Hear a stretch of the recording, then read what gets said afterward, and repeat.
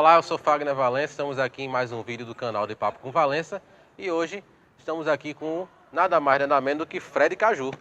Aí, valeu aí Grande pelo convite poeta. aí. Tamo aí para conversar ao longo de alguns minutos. A gente que agradece aqui a sua presença no canal, Fred. Fred que não é periférico, não mora na periferia, né? E que também não é pobre. Mas a gente é preto, né? Isso daí foi de uma... Tava conversando antes, né? Falando sobre entrevistas e tudo mais.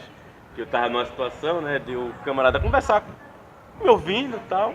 E eu falei assim, não, essa questão da publicação justamente porque enquanto sujeito negro, essa minha voz tem ruídos ou é reduzida. Sim. Aí o cara me olhou com a maior cara de... Pô, o negão aí fala bem, o negão aí é massa. Aí quando eu já tava sem microfone, desmicrofonado, aí o cara aí agradecemos aqui, Fred Caju, poeta preto, pobre, periférico, e é bonitão. Aí rolou essa história lá, né? E você não tinha nem falado nessa entrevista se era pobre Ele ou pegou onde o morava. pacote racista dele e disse, se ele é preto, ele é pobre. Se ele é pobre, ele tá na periferia. É aquela história, né? Tem que tirar O uma estigma, onda. né? Exatamente. Entendi. Mas, enfim, vamos deixar isso pra lá. Que Fred. momento que a gente volta disso? Fred, eu já ouvi que a poesia é uma arte que não faz mais sentido, que está em desuso, que é algo que perdeu o status que tinha. Que, enfim, o que é que tu acha dessas afirmações que eu já ouvi por aí? Então, a gente escuta direto, né? E às vezes a gente até diz também, né? Sim. Inclusive o livro, né? Meu último livro.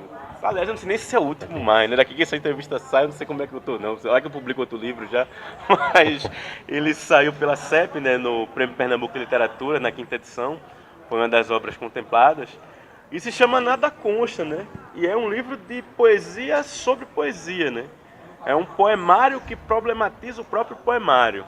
E também fala do meu percurso enquanto poeta, virando editor, se transformando em livreiro, se transformando em artesão e tudo isso, né? E essa brincadeira do nada consta veio primeiramente de um termo em latim, nihil obstat, nada impede, que quase ia se chamar um livro assim, né?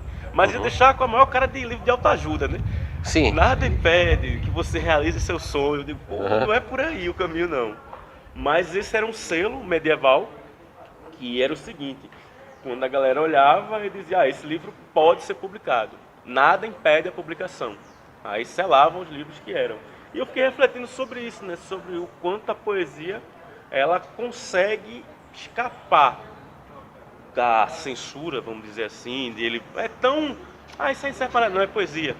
E como a gente acaba embrulhando bombas. Olha que coisa bonitinha, um poema, abre pra tu ver. A porrada que fica nesse naipe. Aí foi nisso, né? Eu tirei do Nada Impede, porque essa cadela te ajuda, e acabou Nada Consta, porque eu ouvia muito essa palavra pela minha mãe. Ela vinha aquele negócio de SPC, Serasa, aí rolava de vez em quando, né? Nada Consta. Aí o Nada Consta tava ali no meu imaginário. Aí quando eu fui tirar o Nada Impede, opa, Nada Consta. Aí virou esse livro aí. Nada impediu, nada consta, né? Nesse naipe aí. Eu tô olhando aqui que você colocou uma citação de João Cabral de Melo Neto e que, pela nossa pesquisa, você começou inserindo, mudando, tanto dele como de Drummond também, mudando trechos de poemas dele. Então, Como é que era essa brincadeira? Não, é porque é o seguinte, né? Que música, eu nunca me identifiquei muito com composição de música. Talvez eu escutava as coisas erradas, né? O que vinha pra mim era coisa que não me interessava tanto.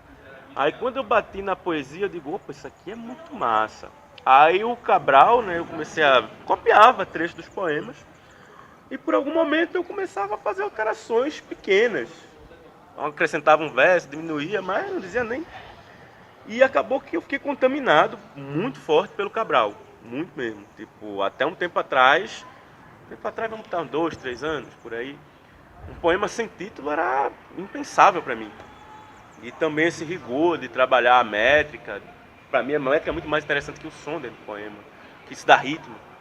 Muito mais do que a canção, do deixar muito cantante. Eu tem uma Mais do que a pulsação. rima, a métrica é mais do que a Muito rima. mais importante para o ritmo do poema, para a pulsação do texto, é muito mais Sim.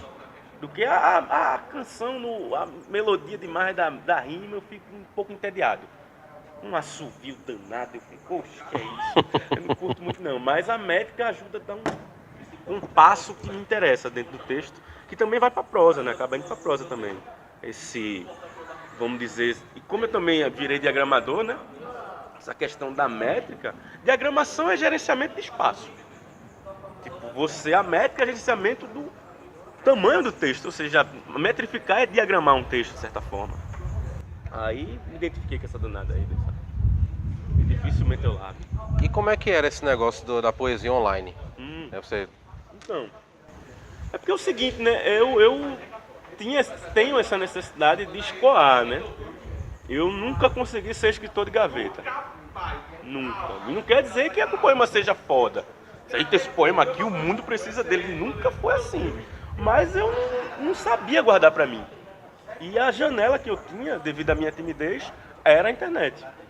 Aí na época eu tinha internet discada em casa, era aquele sacrifício para entrar e só rolava sábado, final de semana, né? Aí eu tive um esboço de blog com um nome horroroso de Poemas Semanais. Porque girava em torno da minha internet discada. Aí eu nunca recebi nenhuma postagem, que eu fiquei com muita vergonha quando eu disse, não vou fazer isso não. Aí eu fiz um outro blog lá para 2006 chamado Cronisias, que a ideia era de crônica, poesia, tal, eu digo, o nome é legal. Aí eu disse, vou fazer ele. E eu só colocava textos que eu lia. Era uma forma de catalogar o que eu estava lendo.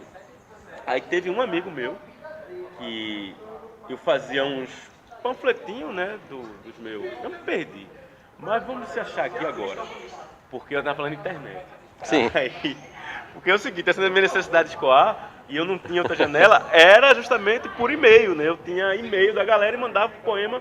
E como eu tinha muita vergonha e uma certa noção de eu não posso encher o teu saco te mandando um poema por dia. Quem manda um poema por dia para uma pessoa não merece a existência na Terra. Não merece. Eu não tinha essa noção, eu não vou mandar um poema por dia para ninguém, mas eu escrevo diariamente. E a minha forma de resolver isso, mas eu preciso mandar esse pacote em algum momento. A minha forma de resolver era fazendo uma edição ali daquele conjunto de textos para quando eu mandar vai ser uma vez por mês, pelo menos. Só a galera tá aqui, um compêndio de alguns poemas. E também vem da minha certa, como que eu posso dizer, da minha... Eu não consigo tanto matar pau assim, eu vou falar de uma planta. Demora os 3 poemas para chegar ao que eu estou dizendo. Isso dá um conjunto. Então eu juntava esse conjunto e ia para o e-mail da galera. Os e-books circulavam primeiramente por e-mail. Aí depois, quando eu comecei a ter um certo recurso, conhecer mais gente, fiz os panfletinhos com poemas meus. E botava nas bibliotecas da universidade, quando eu fazia história. Da UFPE. Isso. Aí eu colocava na biblioteca. Eu também, outra coisa que eu não gosto, além de mandar poema para os outros por e-mail, que é horrível diariamente, ficar abordando muito. Como se a poesia fosse sempre algo a chegar nas pessoas. Para mim, a poesia sempre esteve muito mais associada à sombra, à descoberta. Não à iluminação de chegou o poeta com aquele poema que eu preciso ler agora. Para mim, nunca foi assim. Para mim, o poema ele está empoeirado, ele precisa ser visitado, ele precisa ser encontrado. Então, vem todo mundo que veio com poeminha para mim, eu digo, bem, não vou ler isso não, cara. Aí eu também, para não ficar nessa de eu não vou ler isso não, eu não ia fazer com os outros que eu não quero para mim. Aí eu pegava esse panfletinho e colocava no balcão das bibliotecas setoriais de toda a UFPE. Toda. Até a pessoal da engenharia eu ia lá colocar. Aí teve um amigo meu que era bibliotecário, ainda, o Daniel Andrade, e ele tinha um blog também na internet, e eu já tinha o meu, que não era com os poemas meus, e ele pegou dentro do meu panfleto e você pode fazer o que quiser com esse texto. E ele jogou na internet. Aí eu fiz, danado, tu botasse meu texto aí na internet. Ele falou, oxe, tu não dissesse que podia? Aí, de certa forma, quem começou na internet foi ele com os meus textos. Aí depois eu digo, vou assumir essa história. Aí fiquei com um blog também por um tempo, por conta dessa questão de capilarizar, de tentar dar impulso, mas impulso não deixar na gaveta. Eu odeio gaveta. Fred, vamos fechar esse primeiro bloco. Bora. E no segundo bloco quero saber por que esse nome Fred Caju. Sim. A questão também do 5º Prêmio Literário, a editora Castanha Mecânica, o seu desinteresse que você citou numa outra entrevista que veio do desinteresse. Sim, né? Tem vários. E aí a gente vai encerra esse primeiro bloco e no segundo bloco a gente volta com o Fred Caju. Até mais.